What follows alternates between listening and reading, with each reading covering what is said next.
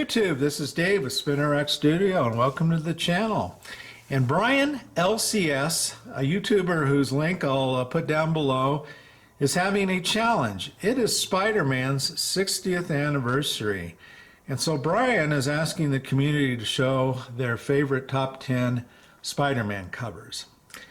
And so, of course, I am a Spider-Man collector, so this was definitely a challenge I wanted to do a video on. And for me, it's both an easy and a hard challenge. It's easy because, I don't know, I probably own, 2,000-3,000 Spider-Man comic books. So trying to even remember what I have and picking out 10, I would have had to cull through my entire Spider-Man collection. And then I'm sure I probably would have hemmed and hawed for a couple of weeks on what my favorite 10 are. So it's kind of an impossibility for me. So what I've done is I've just taken some covers that have meaning to me, or I have little maybe stories to me, or just covers that I've really liked. So I'm going to start off here with Amazing Spider-Man number 39. Some of the covers you're going to see, probably not covers that other people would pick, but this is certainly one that I wouldn't be surprised if other YouTubers have in their top 10. It's a very famous cover by John Romita Sr. But let me just give you a little story background about why I picked this cover. I started heavily collecting early Spider-Man. When I say early, I mean, issues below 100, back in and around probably 1980. And of course, back then, there was no internet. I'm not aware that there were any, picture guides or anything like that to covers. For instance, this is the Gerber Photojournal Guide to Marvel. It has thumbnails of a lot of the early great Marvel comic books. But this book wasn't published till around 1991. So I was buying at that time, I think, books from either a Mile High Comics, which I'll talk about when I show the next book, and also by mail order. There was, I don't know how I came across it, but there was a weekly mail order newspaper by the name of the Buyer's Guide. It was published by a guy by the name of Alan Light. Came out weekly, and it was just basically a bunch of classified ads by mail order comic book dealers across the country. And it had a few articles here and there, but pretty much just classified ads. And so I was ordering by mail order. The thing about ordering that way is they didn't have photos. It was just a little small ad, and they'd list the books, that they were selling and the prices and the general grades. And so you were buying a lot of these books sight unseen. And so I can remember getting in the package that I bought this comic book through one of the mail order dealers. I think it was a dealer out of New Jersey, and I think they were called J&S Comics or something like that. And I was in Colorado ordering these. But anyway, I can remember getting this and opening up the package and being blown away. I mean, it's like, my God, how did Peter Parker, Spider-Man, get in this position here? Here he is unclothed. You can tell that, he's Spider-Man. Great shot, great art by John Romita Sr. The composition of it is perfect. I think the camera angle, I love the way, that the skyline then turns into kind of a deep blue sky. The coloring is really good on the book. But, it's interesting, you watch unboxing videos nowadays. And of course, people know when they get the box in what they have, and they know what the covers are going to look like. But like I said, back in the early 80s, you were ordering these books blind, not knowing what the cover looked like. And so this cover really stood out to me at the time, and still does to this day. All right, moving on.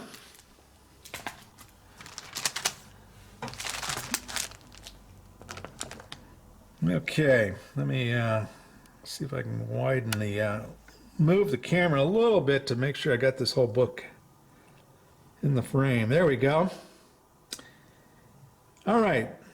So here's probably a comic book that you're not going to see in many videos, and that is, first of all, it's a Marvel Treasury edition, and of course, as sure all of you know, the Treasury editions are kind of supersized comic books.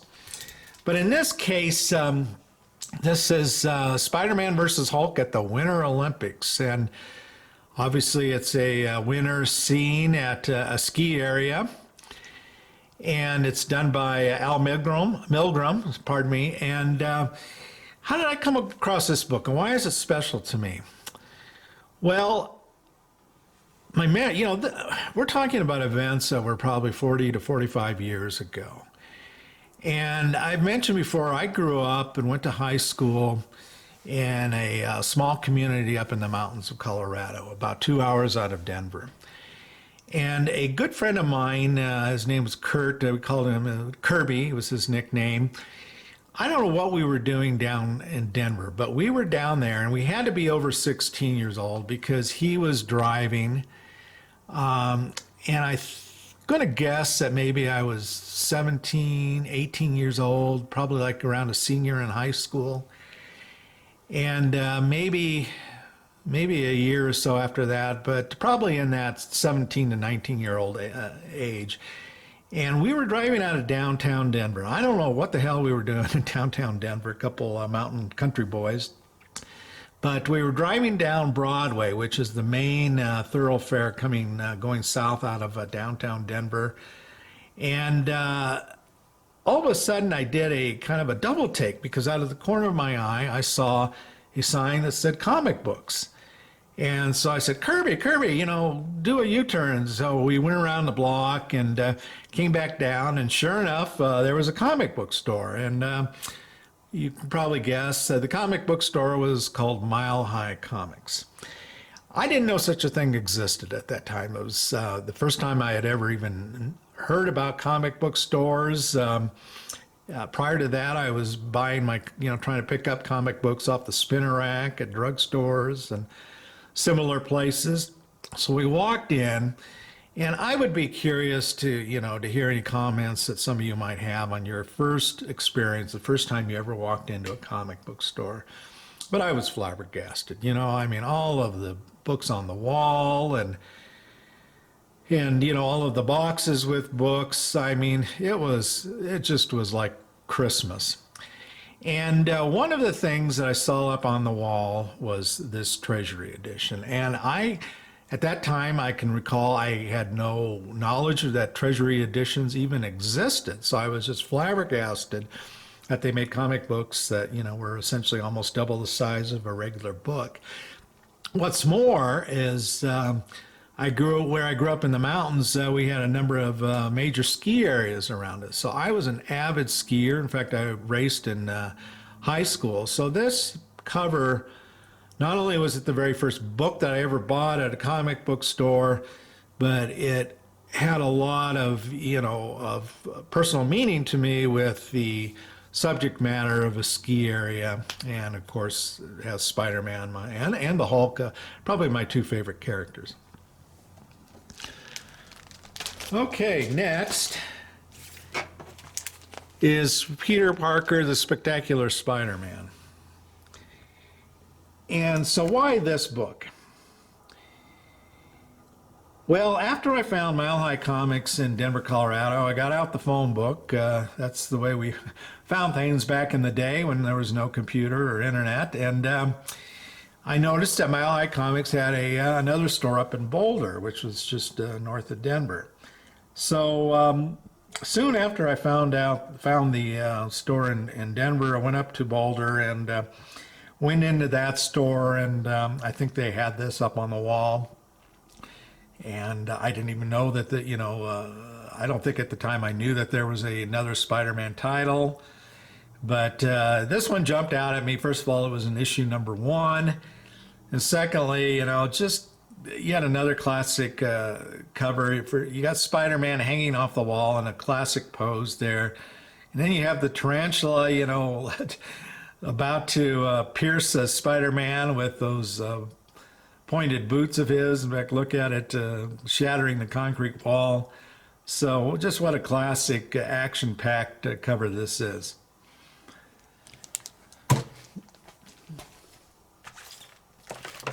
Okay, here we have Amazing Spider-Man number 60. Kingpin cover, once again a John Romita Sr. cover. And this cover always jumped out at me, you know, with the black background and the dynamics of the Kingpin swinging Spider-Man around like that. Just a cover that's always caught my eye.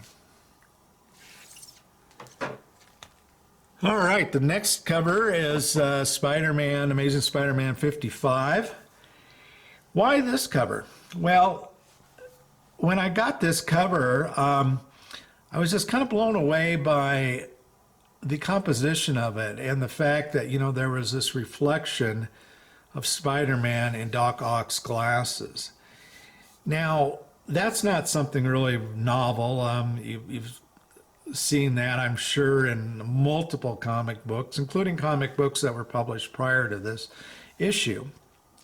But you got to remember that I was new into comic books, and this was the first time I ran across a comic book that kind of used this reflection methodology for drawing the cover, and I just thought it was really clever. And you know, you got this this grimacing face of Doc Ock, who's probably my favorite Spider-Man villain, and then the reflection of you know, Spider-Man fighting him in his arms.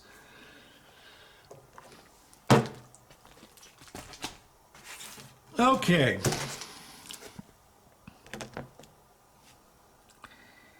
Here we have Spectacular Spider-Man #1. At one point, Marvel branched out and started doing magazine size books, and their first several that they did were actually done in black and white, which, you know, when you look at one of these and open them up, it's kind of got a wash look to it, a charcoal look to it. They're really beautiful interior art.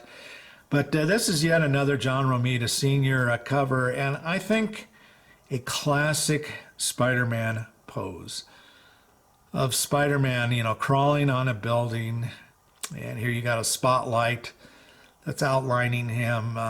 Just a classic cover. And in a similar vein, this is a book that some people might be choosing. Amazing Spider-Man #100, yet another John Romita classic cover. I mean, once again, you have Spider-Man in that similar pose that you just saw.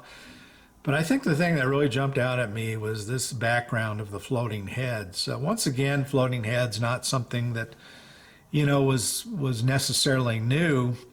But I think the way it was colored, you know, with that black background and then the white kind of making out the outlines of the face is just a striking and clever looking cover. All right, so for my last three items, I'm going to cheat a little bit. You know, in celebration of Spider-Man's 60th anniversary, I'm going to show a few Spider-Man items that are not comic books, but Spider-Man related nonetheless. So hold on. Okay, of course, Spider-Man is a character that's probably known around the world. Very recognizable character. And as you well know, not only has he been involved in numerous very successful movies, but TV shows, but also there's probably been, you know, hundreds of millions, if not billions of dollars of licensing opportunities that Marvel has had with this character. And yeah, here's one of them. This is a Spider-Man statue by Sideshow Collectibles. This is a quarter scale statue. You know, and here you've got Spider-Man doing his web slinging off of a building, or a girder, I'm sorry, a girder. And I don't know if you can see, but he's shooting off a web there in his hand. And there's the girder, and you've got some explosions going on, and if you look carefully, I think you can probably see that what they are is pumpkin bombs by the Green Goblin.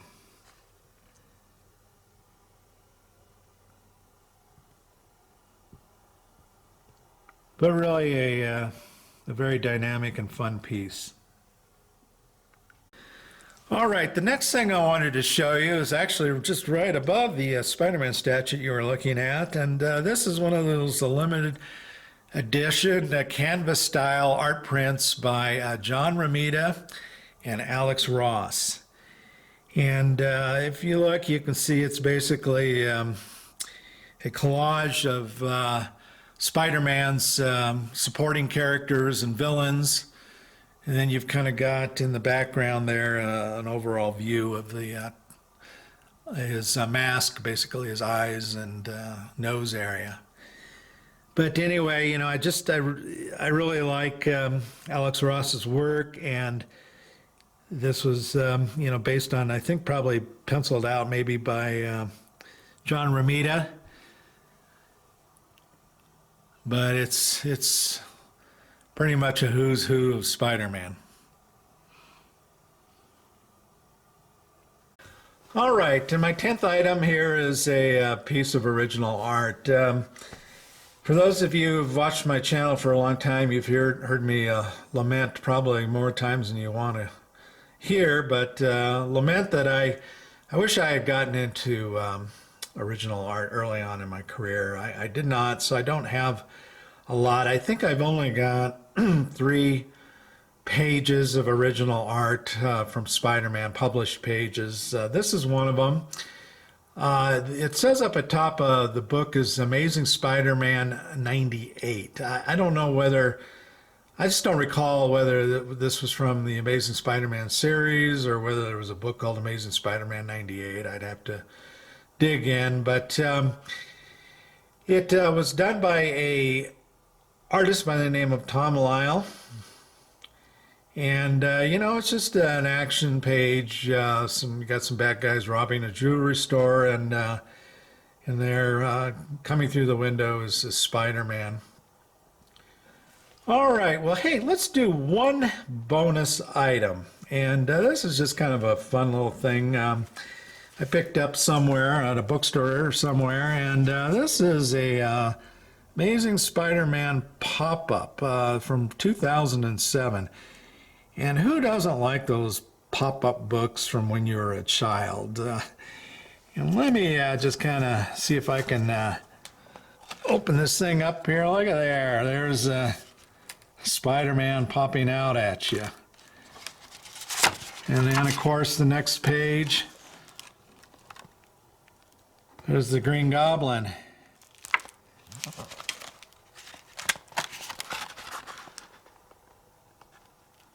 And there's Doc Ock.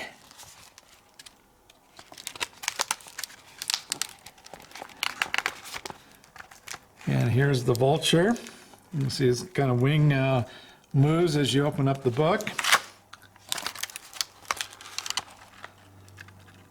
Spider-Man fighting Electro.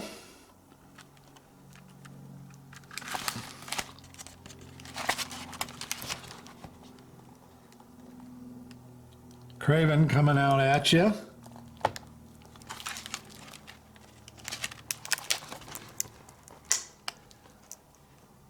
The Sandman.